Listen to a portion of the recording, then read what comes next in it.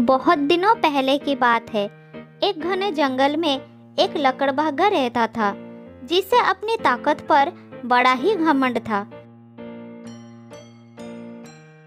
घमंड के कारण वो किसी की भी बात नहीं सुनता था। छोटे मोटे जानवरों के साथ वो ऐसा व्यवहार करता मानो वही जंगल का राजा हो। और करे भी तो क्यों ना, जंगल का राजा अंदर ही अंदर कहीं ना कहीं उस लकड़बग्घे से डरता था, क्योंकि वो झुंड में घूमते थे। कई बार शेर बहुत मेहनत से शिकार करता था, तो लकड़बग्घा अपने झुंड के साथ आकर उसे उसका शिकार छीन लेता था।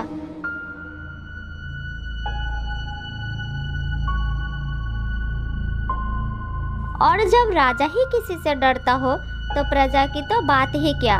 लकड़बग्घा की इस रवैये से पूरे जंगल के सारे जानवर दुखी थे। कई जानवर उसे समझाने के कोशिश भी करते थे, पर वो कभी भी किसी की सुनता नहीं था।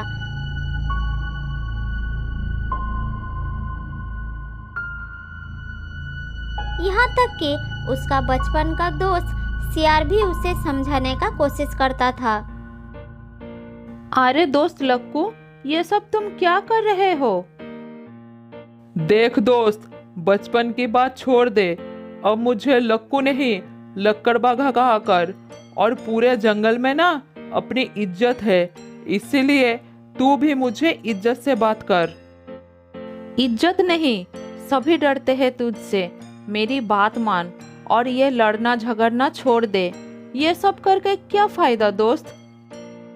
अरे सियार, तेरी तरह मैं डरपोक नहीं हूँ। शर्म आनी चाहिए तुझे। मेरी तरह ही दिखता है तू, फिर भी मेरी तरह ठाठ से नहीं रहता। डरपोक कहीं का, चल भाग यहाँ से। ये डर नहीं है यार, सम्मान है। सामने वाले के प्रति आदर है। आदर नहीं, ये अपने डर को छुपाने का बहाना है। डरपोक है तू। अरे यार, तू मेरी बात को समझने की कोशिश तो कर। नहीं समझना है मुझे तेरी बात, और आज के बाद मेरे सामने आकर मुझे समझाना भी बंद कर, वरना तेरी और मेरी दोस्ती खत्म। मैं भूल जाऊंगा कि तू मेरा बचपन का दोस्त है।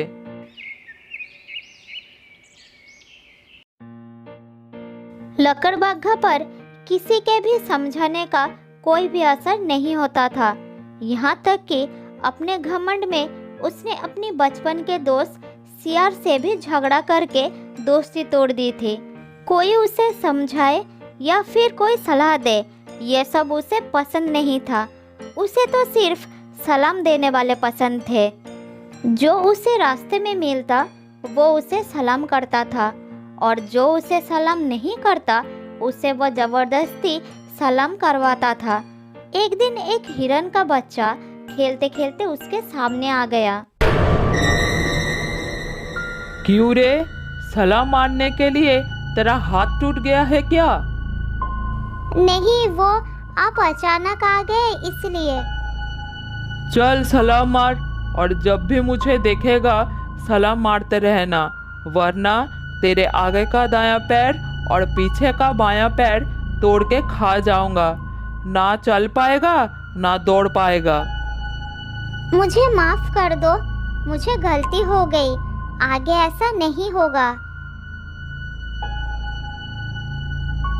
ये कहकर हिरन का बच्चा वहां से चला गया और लकड़बग्घा आगे बढ़ता गया।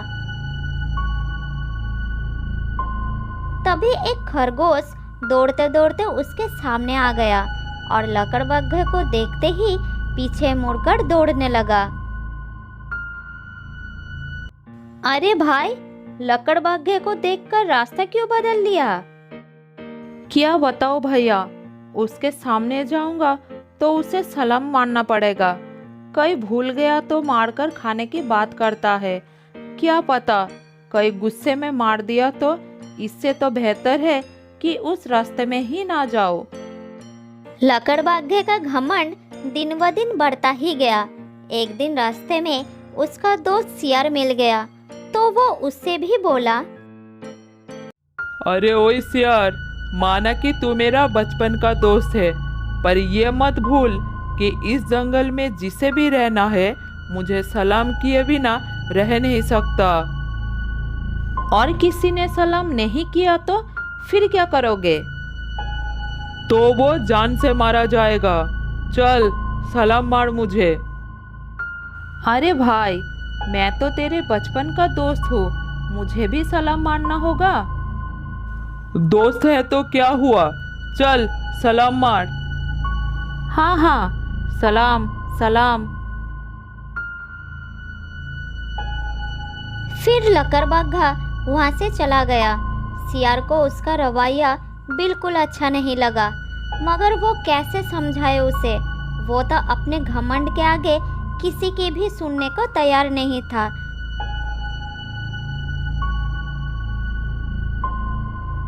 सभी जानवर उससे तंग आ गए थे, लेकिन किसी को भी बोलने का हिम्मत नहीं था। ये सिलसिला चलता ही गया।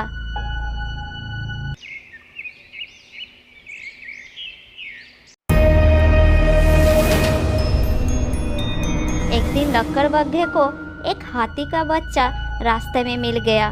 फिर वो उससे बोला, अरे ओए हाथी के बच्चे, कहाँ जा रहा है तू? सलाम मार मुझे। क्यों? मैं तुम्हें क्यों सलाम मारूं? कौन हो तुम? क्या तुझे तेरे माँ बाप ने बताया नहीं कि मैं लक्कू राजा हूँ? मेरे मम्मी पापा भी मुझे छोटू राजा कहते हैं। मैं भी राजा हूँ, तुम मुझे सलाम मारो। सारा जंगल मुझे सलाम मारते हैं और मैं तुझे सलाम मारूं?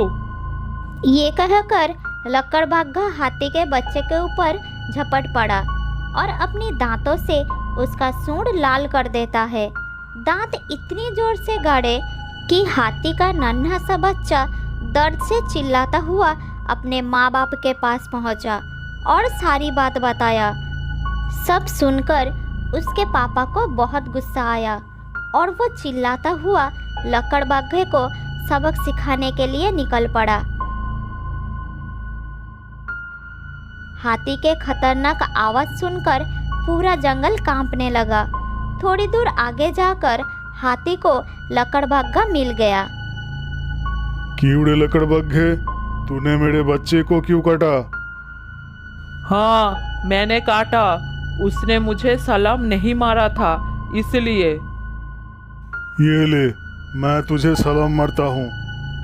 ये कहकर हाथी आगे आया और लकड़बग्घे को इतना जोर टक्कर मारा कि वो दूर जाकर गिरा। हाथी की इस मार से लकड़बग्घे के जबड़े हिल जाते हैं और वो घबराकर वहां से भागता है।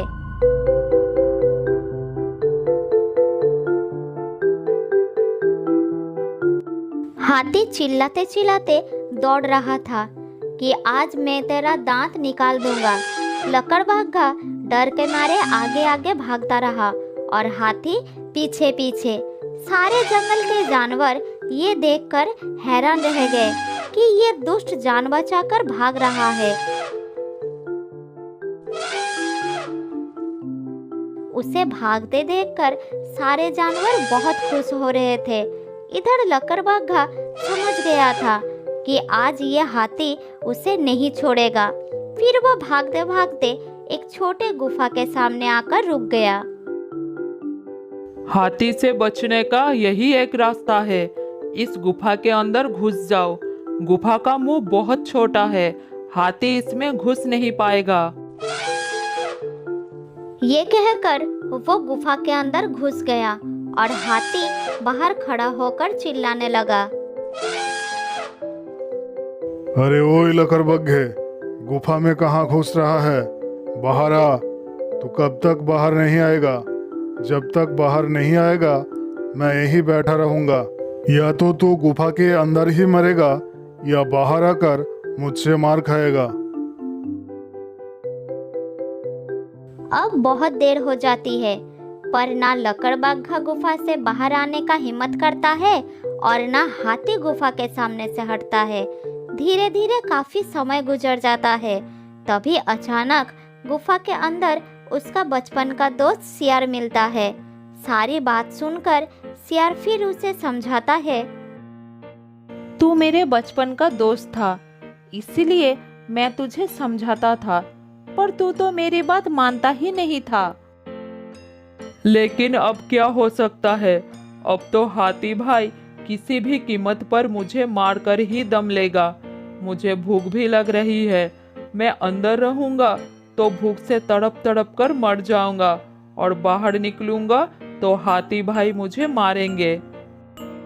अगर आज से तू अपनी आदत बदल ले तो मैं हाथी भाई को समझा सकता हूँ। क्या कहता है तू? हाथी भाई समझेंगे ही नहीं, वो बहुत गुस्से में है। अगर तू अपनी आदत बदलने का वादा करता है तो मैं कोशिश कर सकता हूँ।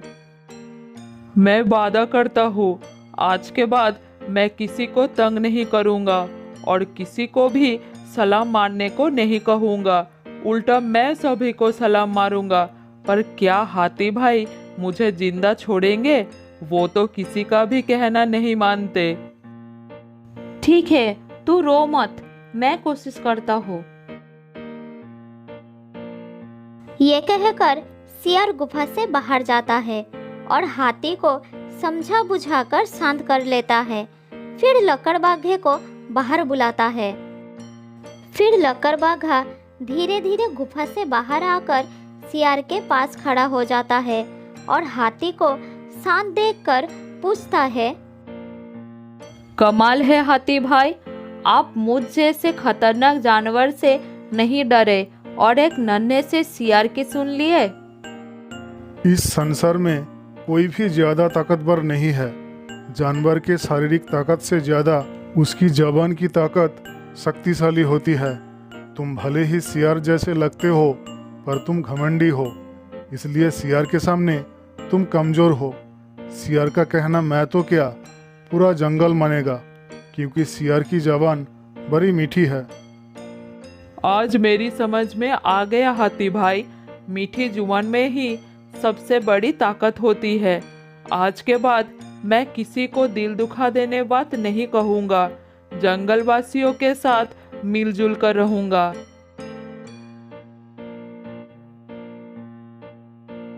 बहुत साल पहले की बात है। कालीपुर के जंगल में एक सियार रहता था। सियार बहुत ही चालाक और बुद्धिमान था। एक दिन सियार खाने की तलाश में जंगल में जाता है।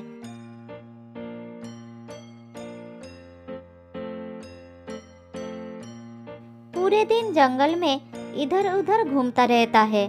कुछ देर बाद शाम भी हो जाती है, लेकिन सियार को कोई शिकार नहीं मिला। फिर थका हुआ सियार अपने घर लौट आता है। मुझे लगता है इस जंगल में शिकार करने के लिए कोई छोटे मोटे जानवर नहीं है। अगर हर दिन ऐसा ही चलता रहा तो मेरा हालत बहुत खराब हो जाएगा। कल मैं जंगल के दूसरी तरफ जाऊंगा, देखूं कोई शिकार मिलता है या नहीं। अगले सुबह सियार जंगल के दूसरी तरफ चला जाता है, लेकिन आज भी पूरे दिन इधर उधर भटकने के बाद भी उसे कोई शिकार नहीं मिला। फिर वो थक कर शाम होने से पहले घर लौट आया। नहीं नहीं, रोज रोज ऐसे नहीं चल सकता। कल मुझे गांव के तरफ जाना होगा, वहां मुझे कुछ न कुछ खाना जरूर मिलेगा। इस प्रकार सियार एक और दिन बिना भोजन के बिता देता है।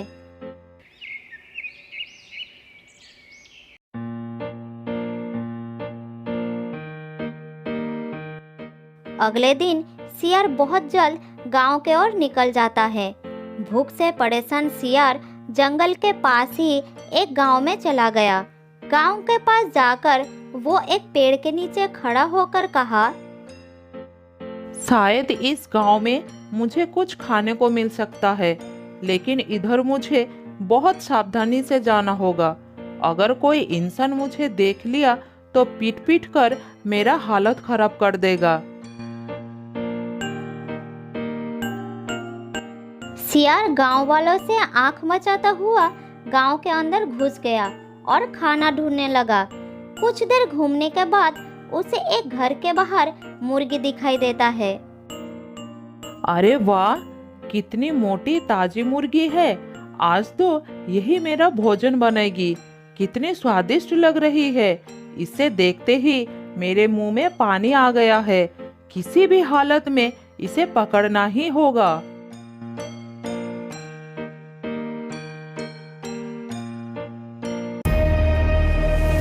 ये कहकर सियार धीरे धीरे मुर्गी के पास गया और झट से मुर्गी को पकड़कर गांव के बाहर चला जाता है। गांव से थोड़ी दूर जाकर सियार एक पेड़ के नीचे रुक जाता है। इस मुर्गी को तो देखते ही मुंह में पानी आ रहा है। अब आराम से बैठकर इसका स्वाद लूंगा।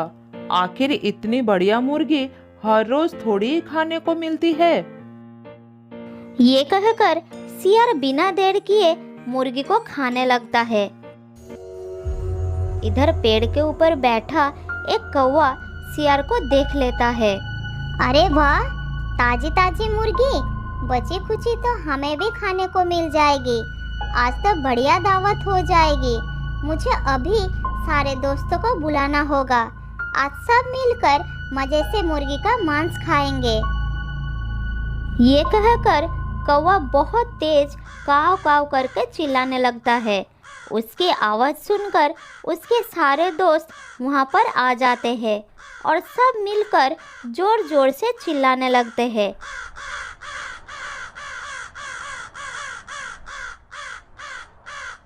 ठीक उसी समय दो आदमी वहाँ से गुजर रहे थे। तभी उन्होंने कौवे के चिल्लाने की आवाज़ सुनी और वहीं रुक गए। अरे, ये कौवे इतनी तेज बिना रुके लगातार काव काव क्यों किए जा रहे हैं? कौवों का इस तरह लगातार चिल्लाना मुझे स्वाभाविक नहीं लग रहा है। क्या कहते हो तुम? मुझे तो ऐसा ही लग रहा है। मैंने तो सुना है कि इतनी सारे कौवे एक साथ काव काव तभी करते हैं जब उन्हें किसी मुसीबत के समय अपने साथियों को बुलाना होता है। ठीक है, तो फिर चलो एक बार वहाँ चलकर देखते हैं क्या चल रहा है। फिर वो दोनों चलते चलते उसी पेड़ के नीचे आ जाते हैं। वहाँ पहुँचते ही उनकी नज़र पेड़ के नीचे बैठे सियार पर पड़ती है, जो बिना किसी की परवाह किए खाने का मजा ले रहा था। अरे, ये मुर्गी तो हमारे गांव की है। इसका मतलब ये सियार गांव में घुसकर मुर्गी को पकड़ के लाया है। अरे भाई, तुम्हें कैसे पता कि ये मुर्गी हमारे गांव का ही है? जंगल के मुर्गी भी तो हो सकता है। अरे भाई, मुझे काम के सिलसिले में हमेशा जंगल में जाना पड़ता है, इसलिए मैं अच्छी तरह से जानता हूँ इस जंगल में कोई मुर्गी नहीं है और हमारा गांव इसी जंगल के बगल में है। इसलिए मैं कह रहा हूँ सियार ने इस मुर्गी को हमारे गांव से पकड़ कर लाया है। इसका मतलब ये सियार गांव में भी घूमने लगे। आज तो सिर्फ मुर्गी चुराई है। अगर हमने अभी कुछ नहीं किया तो एक एक करके सभी जानवर गांव में घुसकर हमें भी खा जाएंगे। हमें कुछ ना कुछ करना ही होगा। ये कहकर दोनों आदमी सियार के पास जाते हैं और उसे मार मार के भगा देते हैं।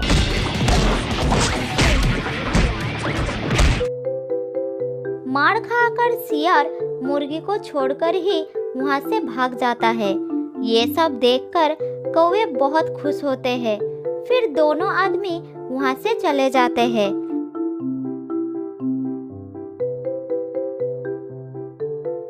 उसके बाद कौवे बचे हुए मुर्गी पर टूट पड़ते हैं। इधर थोड़ी दूर पर झाड़ियों के पीछे से सियार ये सब देख लेता है। अच्छा, तो ये सब इन कौवों की वजह से हुआ है। इसका बदला तो मैं इन सब से लेकर रहूँगा।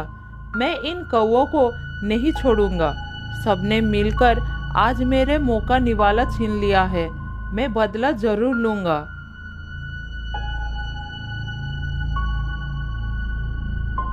फिर सियार गुस्से में वहाँ से चला जाता है। उस दिन के बाद से सियार उन सभी के ऊपर नजर रखने लगता है। वो अपना बदला लेने का मौका ढूंढता रहता है। इस तरह कुछ दिन बीत जाता है।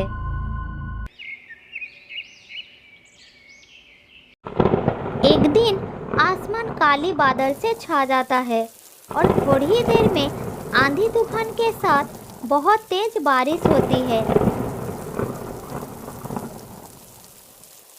इसकी वजह से कौवे के घोंसले टूट जाता है।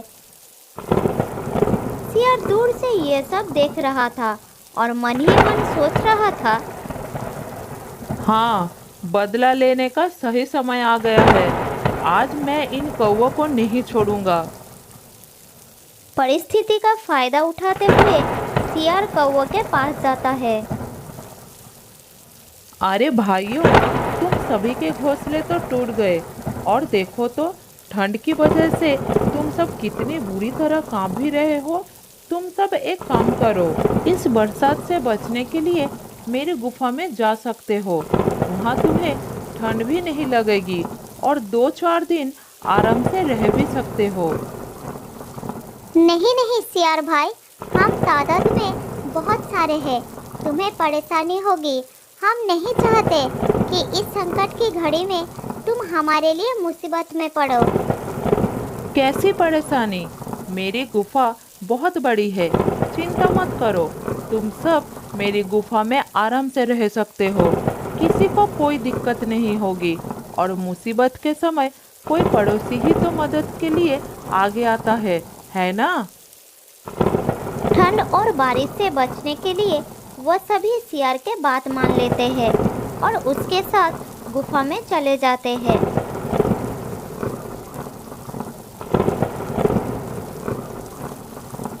इस प्रकार उन सभी ने वो रात सियार के गुफा के अंदर ही बिता देते हैं। लेकिन अगले दिन बारिश ना रुकने के कारण कौवों को उस गुफा के अंदर ही रहना पड़ता है। इस प्रकार एक और रात बीत गई। लेकिन अगली सुबह उन सब में से एक कौवे कम हो जाता है। फिर एक कौवा सियार से पूछता है, सियार भाई, हमारे एक साथी कम है, क्या तुम्हें पता है कि वो कहाँ गया है? हाँ भाई, उसका कहना था कि वो अपना काम खुद कर सकता है। मेरा एहसान नहीं लेना चाहता, इसीलिए कल रात ही गुफा छोड़कर चला गया और कहकर गया है कि नया घोंसला बनाकर तुम्हें यहाँ से ले जाएंगे। इसीलिए तब तक मुझे तुम सबको ख्याल रखने के लिए कहा है। हो सकता है कि वो हमें बताना भूल गया है। कौवे की बात मानकर वो सब निश्चिंत होकर बैठा रहा। इसी तरह और एक रात बीत जाती है।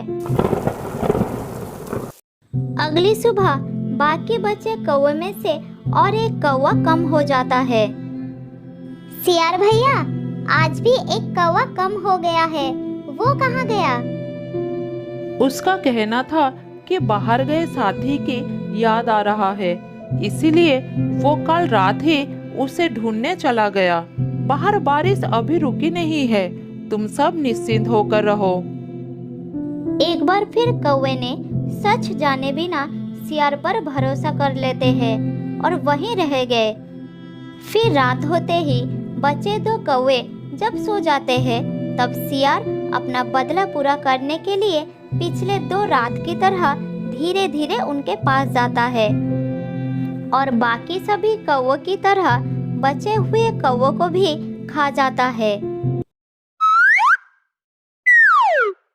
तो दोस्तों, इस कहानी से हमें ये शिक्षा मिलती है कि हमें किसी पर भी आंख बंद करके भरोसा नहीं करना चाहिए।